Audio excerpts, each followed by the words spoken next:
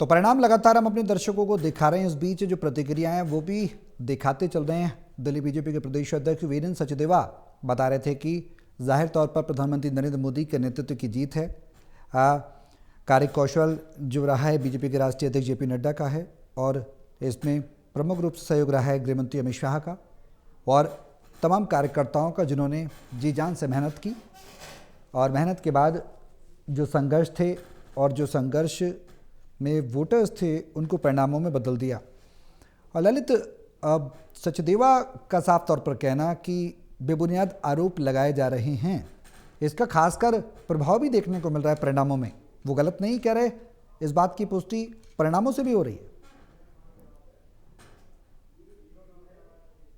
और उन्होंने भी कहा कि ये जो आरोप थे वो बिल्कुल बेबुनियाद आरोप थे। इस तरीके से जिस तरीके से वोट चोरी का आरोप लगाया राहुल गांधी ने, एक के बाद एक कई प्रेस कॉन्फ्रेंस की, रैली निकाली बिहार में, वो सारी चीजें जो है एक तरीके से धराशायी हो गई और उनका अब कोई मतलब रह नहीं गया। तो जिस तरीके से राहुल गांधी का जो पूरा कार्यक्रम, पूरा एजेंडा चला, महागठबंधन ने जिस लाइन पर इस पूरे चुनाव को लड़ने की तैयारी करी, उस लाइन को जो है जनता ने पूरी तरह से नकार दिया। और उसका नतीजा ये हुआ कि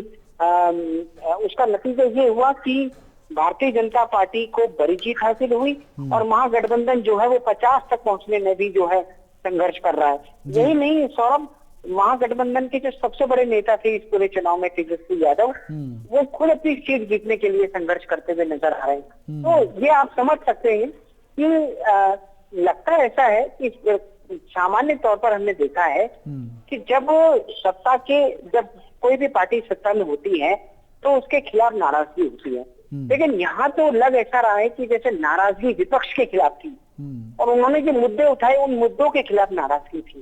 और ऐसी स्थिति रही महागठबंधन की कि वो अपने पिछले परफॉर्मेंस से भी काफी नुकसान में नीचे आ गया। तो आप ये अंदाजा लगा सकते हैं कि नतीजे बहुत कुछ बयां कर रहे हैं।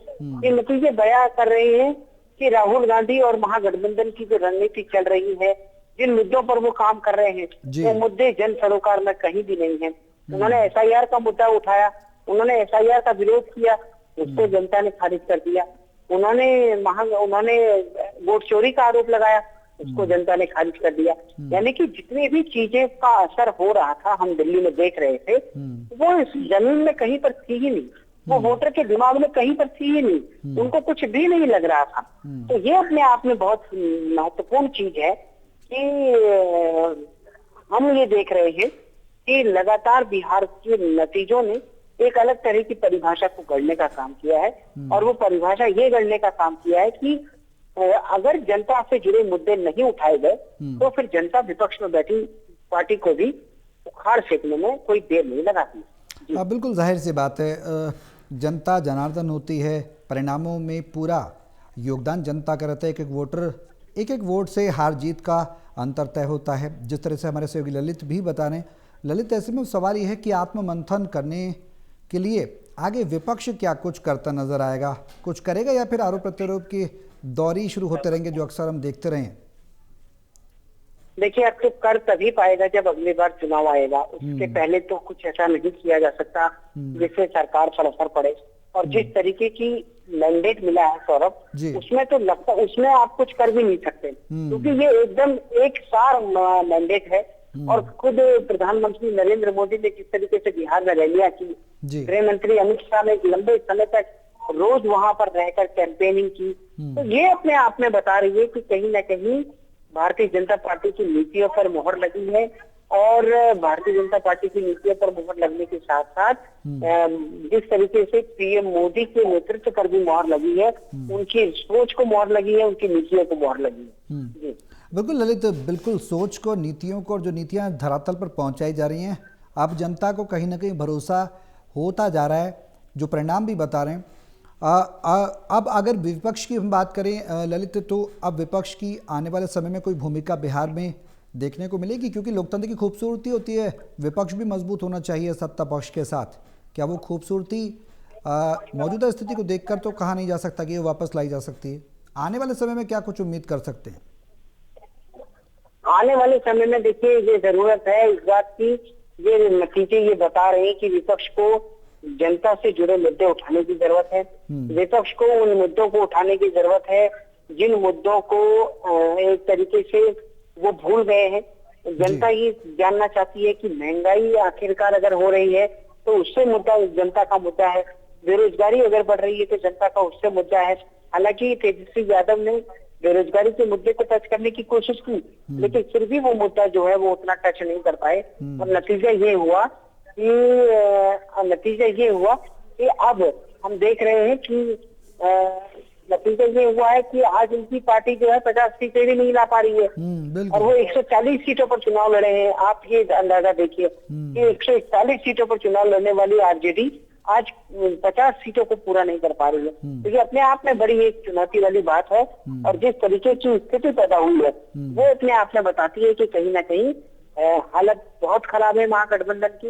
वो जमीन से बिल्कुल, या तो जनता उनसे नाराज है और या फिर कोई ऐसी चीज हुई है जो कि एक तरीके से लगता है कि जो जिसने महागठबंधन को सबसे ज्यादा नुकसान पहुंचा है। ऐसा कौन सा मुद्दा है, ऐसी कौन सी वजह है, ये महागठबंधन को तलाशना होगा। हाँ बिल्कुल, जाहिर सी बात है, महागठबंधन को तलाशना भी होगा और उसमें तालमेल बैठाकर एक विपक्ष की भूमिका में तो आए कम से कम, और मजबूत विपक्षी भूमिका में आएंगे तो जाहिर सी बात है लोकतंत्र की खूबसूरती भी बनी रहेगी।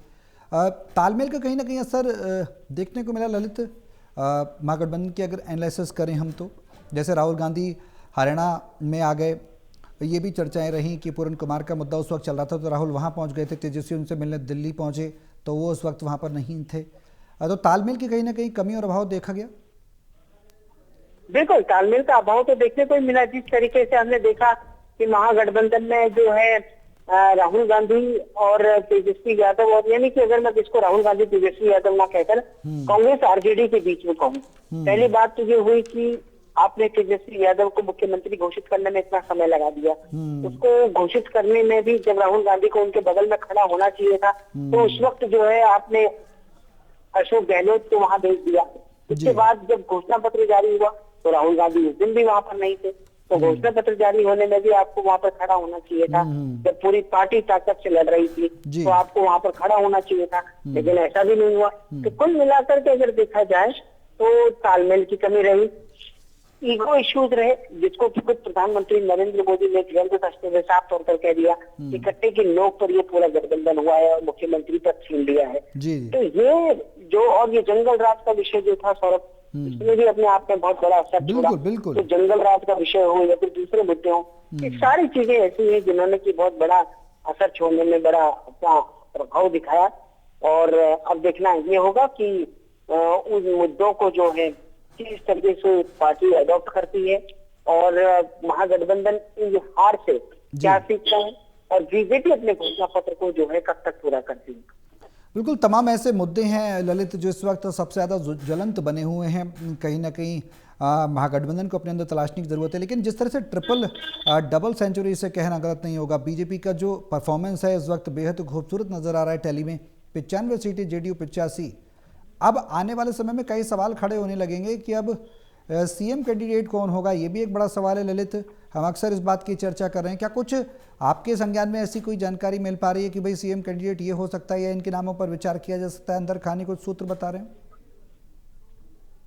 देखिए, ऐसा तो कुछ नहीं है कि सीएम कौन हो सकता है, इसको लेकर जो है आप, क्योंकि बीजेपी बड़ी पार्टी बनती हुई दिखाई दे रही है तो उसमें लगता कुछ ऐसा है कि भारतीय जनता पार्टी अगर सबसे बड़ी पार्टी बनकर आई है तो संभवतः है, क्योंकि इस बार जो है बीजेपी ये कह तो रही है कि चुनाव जो है वो नीतीश कुमार के नेतृत्व में बना है, लड़ा गया है, लेकिन नीतीश कुमार अगले सीएम रहेंगे या नहीं रहेंगे ये भी एक अपने आप में बड़ी पहेली है।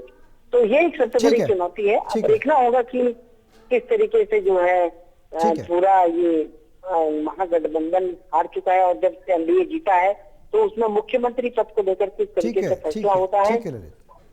ठीक है, नजर आप बनाए रहे हैं। पल पल के अपडेट के लिए आपके पास लौटेंगे।